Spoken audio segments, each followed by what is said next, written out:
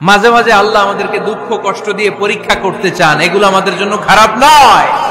এই দুঃখ কষ্ট বিপদ আমাদের কোমরকে সোজা করে, আমাদের পায়ের মাটিকে শক্ত করে। চিল্লায় বলেন ঠিক কিনা? প্রতিকূল পরিবেশে কিভাবে বাঁচতে হয় এই দুঃখ কষ্ট আমাদেরকে শিখায়। এজন্য মুমিন বান্দার বৈশিষ্ট্য হচ্ছে দুঃখ কষ্ট বেদনা জ্বালা এগুলোতে সে আপসেট হয় না, সে হাল ছেড়ে দেয় না, সে ভরসা রাখে একজনের উপর। চিল্লায় বলতে হবে তিনি কে? কারণ মুমিন জানে রাত্রি যত গভীর হয় অন্ধকার তমানিসা ভেদ করে সুবহে সাদিক হয়। মুমিন জানে গর্ভবতী নারীর পেটের ব্যথা যেই দিন বাড়তে থাকে ওই দিনই নতুন মেহমান আগমনের সময় ঘনাতে থাকে। মুমিন জানে তার জীবনে দুঃখ কষ্ট বিপদ যত বাড়তে থাকে সুখের দিন কাছে আসতে থাকে। এজন্য মুমিনের হারাবার কিছু নেই। ফাইন্না মাআল উসরি ইউসরা, ইন্না মাআল উসরি ইউসরা। নবী হে, কষ্টের পরেই আছে আনন্দ, দুঃখের পরেই আছে সুখ। আপনি সমস্যায় পড়েছেন, ওই সমস্যার সমাধানও আছে না নাই? এই পৃথিবীতে এমন কোন সমস্যা আছে যেটা সমাধান নাই? কথা বলেন। সমস্যা তৈরি করেছে কে? আবার সমাধানও দিয়েছে কে? আল্লাহ doesn't create a lock without its key. আল্লাহ কখনো চাবি না বানাইয়া ওইটার তালা বানায় নাই। কথা কন। তালাও যেহেতু আছে ওই তালার চাবিও বানিয়েছে কে? মা আনজালাল্লাহু দাআন ইল্লা আনজালাল্লাহু লাহু শিফা। আল্লাহ দুনিয়ায় এমন কোন রোগ পাঠায় নাই যেই রোগের ঔষধ বানায় নাই, এমন কোন রোগ নাজিল করে নাই যেই রোগের কোন চিকিৎসা বানায় নাই, হয়তো সেটা আবিষ্কার হয় নাই। অনেকে ক্যান্সারের কথা বলতে পারেন যে হুজুর ক্যান্সার এমন রোগ, এই ক্যান্সার তার নাই কোনো অ্যান্সার, কিন্তু বিজ্ঞানীরা বলতেছে এটারও অ্যান্সার আবিষ্কৃত হচ্ছে। সুবহানাল্লাহ কইবেন না? কিছু কিছু ক্ষেত্রে হয়েও গিয়েছে। এজন্য দুঃখের পরেই আছে সুখ, কষ্টের পরেই আছে আনন্দ। এই দুনিয়াটাই এরকম, কষ্টের পরই আনন্দ। দেখবেন তারাবির নামাজ 20 রাকাত পড়তে কষ্ট লাগে না? কোমরে ব্যথা, হাঁটুতে ব্যথা, কিন্তু 20টা রাকাত যখন শেষ করে মসজিদ থেকে বের হই একটা আনন্দ আছে না নাই? কষ্ট করে পরীক্ষার জন্য প্রিপারেশন নিলেন আপনি কয়েক মাস, কিন্তু ফলাফল যখন ভালো হয় তখন একটা আনন্দ আছে না নাই? সারাদিন রোজা রাখলেন রমজানে, কি কষ্ট, তৃষ্ণায় গলা ফেটে যায়, কিন্তু ইফতারির সময় যখন রুহাবজা শরবতটা খাই কেমন লাগে? একটা আনন্দ আছে না নাই? এজন্য আল্লাহ বললেন ফাইন্না মাআল উসরি ইউসরান, ইন্না মাআল উসরি ইউসরা। ও নবী, কষ্টের দিন মক্কায় অল্প কিছু দিন, মদিনাতে আনন্দের দিন অপেক্ষা করছে। আমাদের জীবনে যদি দুঃখ কষ্ট আসে আমরা ধৈর্য ধরবো, তাওয়াক্কুল করবো একজনের উপর, তিনি কে? কারণ আমরা বিশ্বাস করি কষ্টের দিন এটা চিরকালের জন্য নয়, সামনে আনন্দের দিন আমাদের জন্য সেট করে রেখেছে কে? বিপদে পড়লে ডাকবো কারে? আমাদের অসুস্থতাকে সুস্থতায় পরিণত করে দিতে পারে কে? চাকরির জন্য পাগল পারা, চাকরি নাই, চাকরির ব্যবস্থা করে দিতে পারে কে? বিদেশে যেতে মনে চায়, পাসপোর্ট দিয়ে রেখেছি, ভিসা নাই, ভিসা লাগাই দিতে পারে কে? কিন্তু আমরা দুঃখ কষ্ট বেদনা কিছু একটা হইলেই সবার আগে আল্লাহরে শেয়ার করার আগে ফেসবুকে শেয়ার মেরে দিই। আছে না নাই? আপনাদের ফেসবুকে অ্যাকাউন্ট আছে নাকি? কার কার আছে দেখি?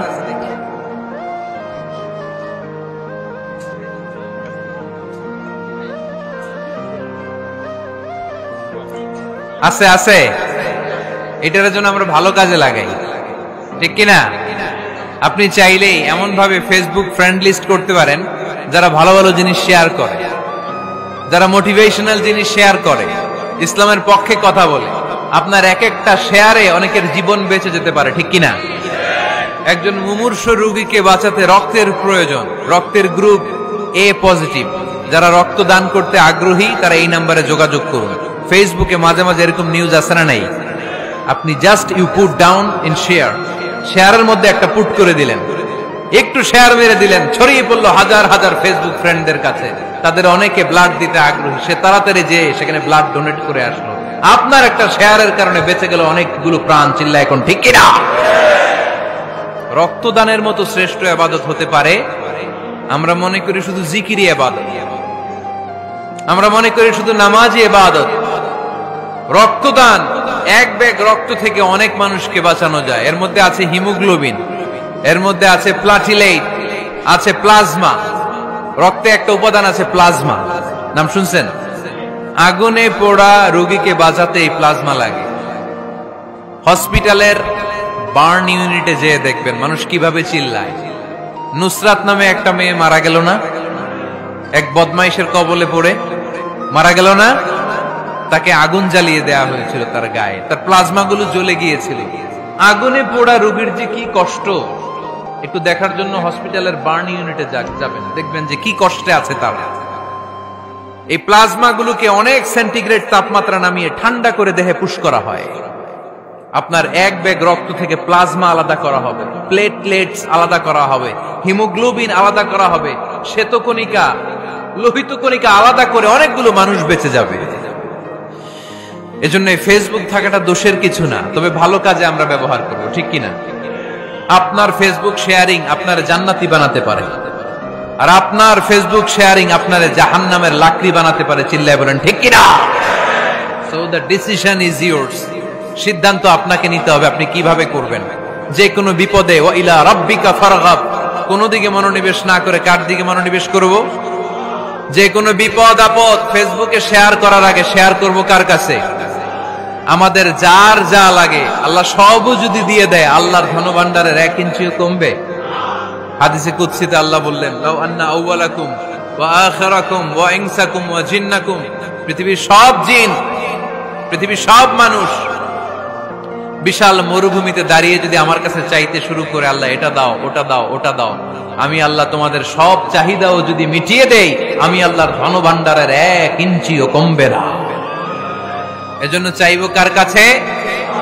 বিপদে আপদে ভরসা করব কার কাছে? আর অবসরগুলোকে কাজে লাগানোর দরকার আছে না নাই? স্বাবলম্বী হওয়ার চেষ্টা করার দরকার আছে না নাই? ফাইন্নামা আল উসরি ইউসরা, ইন্নামা আল উসরি ইউসরা। নবী হে, কষ্টের পরেই আছে সুখ, দুঃখের পরেই আছে আনন্দ। সব সময় মানুষের সময় একরকম কাটে না। এজন্য আমরা তাওয়াক্কুল করতে চাই একজনের উপর, তিনি কে? বিশ্বনবী বলেন, লিকুল্লি নবিয়্যিন দাওয়া মুস্তাজাবা। এ দুনিয়াতে সব নবীদের একটা করে মুস্তাজাবুদ দাওয়া আছে। আল্লাহ বলেছে, ও নবী, একটা করে স্পেশাল দোয়া করার সুযোগ পাবা, দোয়াটা করা মাত্রই কবুল করে নেব। বিশ্বনবী বললেন, এই পৃথিবীর বুকে যত নবী রাসূল দুনিয়ায় এসেছে, সব নবীরা তাদের স্পেশাল দোয়া দুনিয়ায় করে ফেলেছে, ইল্লা আনা, কিন্তু আমি করি নাই। বিশ্বনবী বললেন, ওয়া ইন্নী আখতাবিউ দাওয়াতি শাফাআতান লিউম্মতি ইয়াউমাল কিয়ামাহ। আমি আমার স্পেশাল দোয়াটা করি নাই, আমার স্পেশাল দোয়াটা আমি আমার গুনাহগার উম্মতকে বাঁচানোর জন্য কিয়ামত পর্যন্ত রেখে দিয়েছি। আমরা যেদিন বিপদে পড়ে যাব, যেদিন আমার আব্বা আমারে চিনবে না, আমি আমার আব্বারে চিনব না, নেতা তার কর্মীরে চিনবে না, কর্মী নেতারে চিনবে না, ঠিক কি না? পীর সাহেব মুরিদরে চিনবে না, মুরিদ পীর সাহেবরে চিনবে না, স্বামী তার স্ত্রীরে চিনবে না, স্ত্রী তার স্বামীরে চিনবে না। নবী থেকে শুরু করে, ওলি থেকে শুরু করে, শহীদ থেকে শুরু করে সবার মুখে একটাই জিকির, ইয়া নাফসি ইয়া নাফসি ইয়া নাফসি। আকাশের সূর্যটা যেদিন মাথার কাছে চলে আসবে, জমিনটা তামার জমিন হয়ে যাবে, সূর্যের তাপে মাথার মগজগুলো ভাতের মাড়ের মতো গলে গলে নাকের ছিদ্র, কানের ছিদ্র দিয়ে টপ টপ করে বেয়ে বেয়ে নিচে পড়বে। ওই কঠিন দিনে কেউ কাউরে চিনবে না। বিষ্ণু বললেন, ওই দোয়াটা আমি দুনিয়ায় করি নাই, আমি বদরের যুদ্ধে মার খেয়েছি, উহুদের যুদ্ধে দাঁত ভেঙেছি, আমি না খেয়ে পেটে পাথর বেঁধেছি। আমি যদি ওই দিন দোয়া করতাম, আল্লাহ দোয়া কবুল করে নিত, জান্নাতি খাবার দিয়ে দিত, আমার মায়ের খাওয়া লাগতো না, তায়েফে আমার রক্ত ঝরতো না, দোয়া করলেই কবুল। কিন্তু ওই দোয়াটা আমি দুনিয়ায় করি নাই, ওই দোয়াটা আমার জন্য, আপনার জন্য, আমাদের জন্য বিশ্বনবী জমা রেখে দিয়েছে। এজন্য বিশ্বনবীর চিন্তা আর আমাদের চিন্তা এক চিন্তা না, বিশ্বনবীর পুরা উম্মতের চিন্তা। কিয়ামত পর্যন্ত যত মানুষ আসবে সবাই আমার উম্মত, না জানি তাদের নসিবে কি হয়ে যায়। এই চিন্তার বোঝা বিশ্বনবীকে কাবু করে ফেলেছিল। আল্লাহ বললেন, নবী, নো টেনশন, কোনো টেনশন নাই, আপনার এই চিন্তার বোঝাকে আপনার পিঠ থেকে আমি আল্লাহ নিজ দায়িত্বে সরিয়ে নিলাম। এজন্য আল্লাহ বললেন, আলাম নাশরাহ লাকা সাদরাকা ওয়া ওয়াদা'না আনকা বিজরাক আল্লাযী আনকাদা যাহরাক। যেই চিন্তার বোঝা আপনাকে কষ্ট দেয়, যেই চিন্তার বোঝা আপনারে পেরেশান করে তোলে, আপনার পিঠ থেকে ওই চিন্তার বোঝা নবী আমি সরিয়ে নিলাম। কি দিয়ে সরিয়ে নিল? কোরআনের আলো দিয়ে। আওয়াজ করে বলতে হবে, কি দিয়ে? বিশ্বনবী মক্কায় দেখতেন মূর্তির পূজা হয়, আল্লাহর ঘরের ভিতরে 360টা মূর্তির পূজা। বিশ্বনবী দেখতে পেলেন দুর্বলের উপরে সবলের অত্যাচার। বিশ্বনবী দেখতে পেলেন নারীদেরকে অত্যাচার করা হয়। কন্যা সন্তান হলে বাবা তার মেয়েটাকে নিয়ে জঙ্গলের ভেতরে ঢুকে কিংবা মরুভূমির ভেতরে যে জীবিত দাফন করে দেয়। ওয়াইদাল মাউউদাতু সুইলাত ওয়াদুল বানাত। বিশ্বনবী এগুলো দেখতেন চারপাশে। দেখে এই পথহারা জাতিকে কিভাবে উদ্ধার করবেন, কি দিয়ে উদ্ধার করা যায়, এই টেনশনে বিশ্বনবীর পিঠ বাঁকা হয়ে গিয়েছিল। উপমা বাঁকা হয়ে গিয়েছিল। বিশ্বনবী সব সময় পেরেশান থাকতেন। আল্লাহ বললেন, নবী টেনশনের দরকার নাই, হেরা গুহায় এমন একটা নূরের আলো দিয়ে আমি আপনারে আলোকিত করব, যার মাধ্যমে সব পেরেশানি দূর হয়ে যাবে। আলম নাশরাহ লাকা সাদরাকা ওয়া ওয়াদা'না আনকা বিজরাক আল্লাযী আনকাদা যাহরাক।